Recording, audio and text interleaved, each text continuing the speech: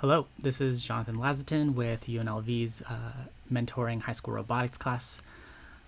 Today we're going to be importing a kit of parts chassis and moving it and getting ready for creating a main sketch. So I've already downloaded the long version of the kit of parts chassis off of the AndyMark site.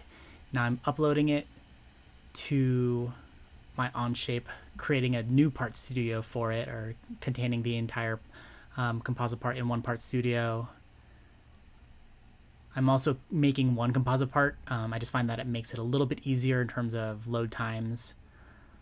But now that I have my kit of parts chassis in, I'm going to be creating a couple planes here. I'm going to be creating a plane that is mid-plane from the forward and back face of the drivetrain, and that's going to get a plane that goes right in the center there. Now I'm going to do the same thing for the left and right drive rails. So now I'm creating a plane that marks the center of my robot. Then I'm going to use the right plane to sketch out a couple of lines. I'm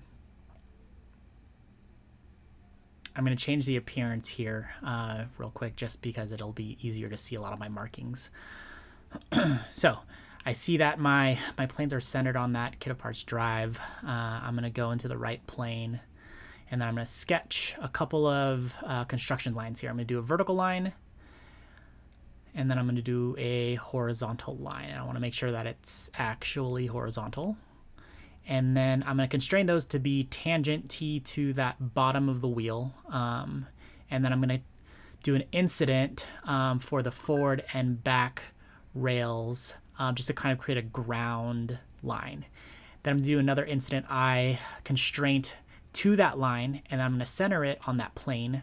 So that means I have, and I'm also going to constrain it to the top of the drive rail here. So that means I have a line that's drawn down the center of the robot, where the end of that point is where the robot would touch the ground if it were perfectly balanced on that drop center wheel. Next, I'm going to create a plane point plane using the top plane and the end of that line where it touches the ground line that we created. Here I'm going to do a sketch. I'm going to do a sketch of a square that goes towards the positive X and positive Y axis. I'm going to make that 1.125 inches on both sides. Then I'm going to extrude it by 0.125, making sure that it's extruding downwards. Then I'm going to use the face of that square, and I'm going to create kind of this L shape. So you'll see I'll grab the line tool,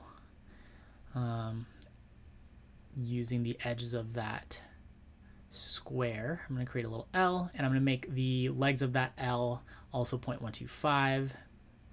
Make sure those are equal on both legs, the E constraint, and then I'm going to extrude that by 1 inch, and I'm going to get this like half box shape. Now this half box shape has a unique property that the very, very corner of it is actually the point at which it's at the center of the robot, right where the wheels are touching the ground, center both on the forward, back, and left, right directions. And I have these surfaces, these planes that are exactly in the top left, or top right and forward, back direction of my drive, centered at the bottom of the robot. And this is going to help me when I create assemblies later on, referencing a particular part that we always know where the center or bottom of the robot is. All right, so now that I've gotten that part, I'm going to go into assembly, and I'm going to make sure I allow for composite parts, and I'm going to drop in both the drivetrain and that part that I just made. I call it the triad. Next, we're going to take that and group it together to make sure all of those parts move as one. We're going to call this the drivetrain, and then I'm going to fasten mate it along this vertical axis, right where the center of the robot should be and meeting the ground.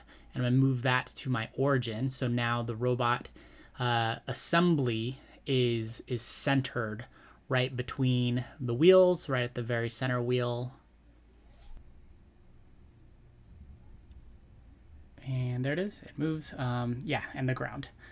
So now that we have that part moved, you can see a little better how this part, when it's in the origin, it defines kind of the bottom of center of your robot. Now what we're going to do is we're going to use this tool called in context editing or design in context. So it's going to ask you to select an origin, and I'm going to use that triad corner to select my origin for my sketch.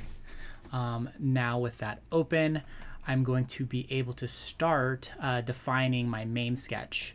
I'm going to go to the right view, and I'm going to just draw a few simple shapes. I'm going to do G, rectangle, I, incident, constrain it to the front and then the top and bottom of that C channel of the kit of parts chassis, because that's where parts would technically mount. Then I'm going to do a few circles for the wheels, and I'm going to make make them both centered upon the same kind of circle for the wheels. And then I'm going to concentric mate, that's what it's called. And I'm going to use equality mate to make the wheels the same size as the exterior surface of the wheel in the composite part. So now I have a rectangle and 3 circles that are defining my drivetrain, and I'll be able to use that in subsequent sketches to make sure that when I snap to lines, it will allow me to snap to the sketch, so I know that the parts that I'm making are going to interface with an actual part of the robot and not floating in midair or running into another part. So now I'm going to go to the top plane. I'm going to select the actual top plane of that drive rail to be my sketching surface.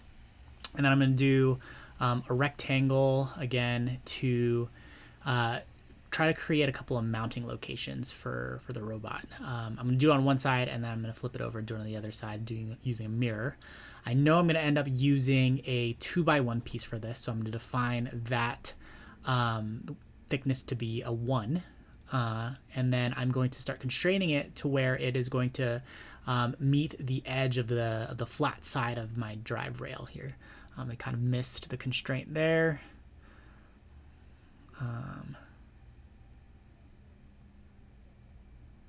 Let me delete the extra constraint and redo that.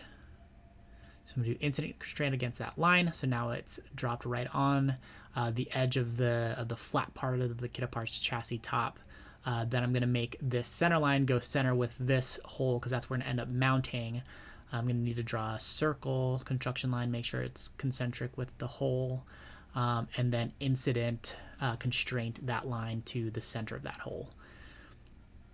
So now that rail is fully defined in terms of its placement.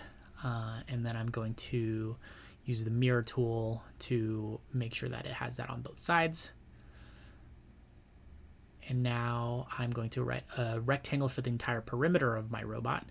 So I'm going to use the constraint incident again and just click the sides of the drive rails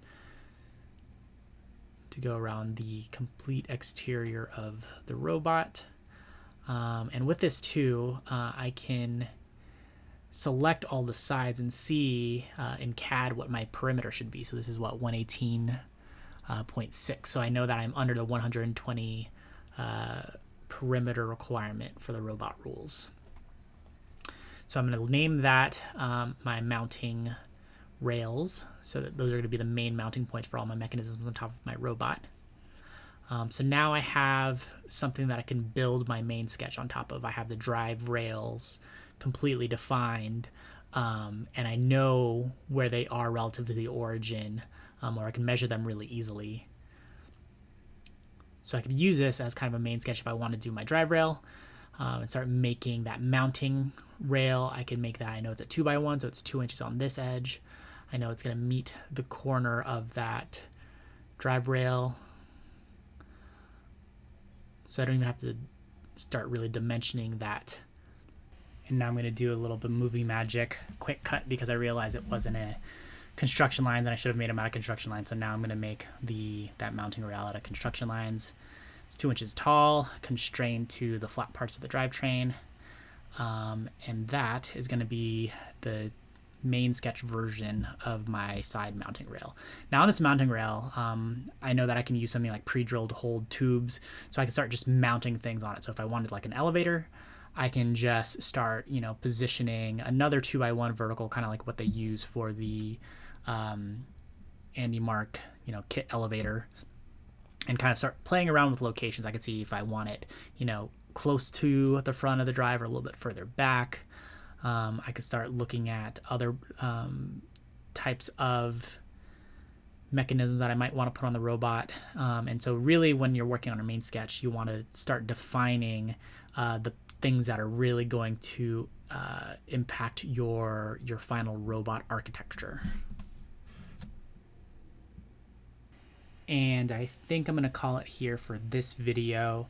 Next video, we'll start talking about placing mechanisms and using the game rules to start adding some detail to your main sketch. This is just to get yourself started with a drive rail and how to mount things on top of it.